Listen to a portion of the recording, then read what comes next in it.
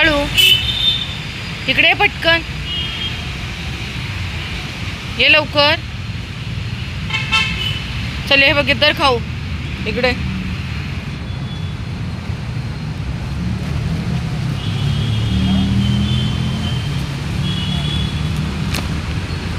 ये पटकन. Good boy, good boy काढू आमचा.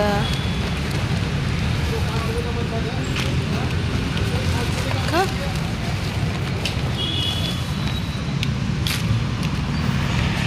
खाऊन टाक.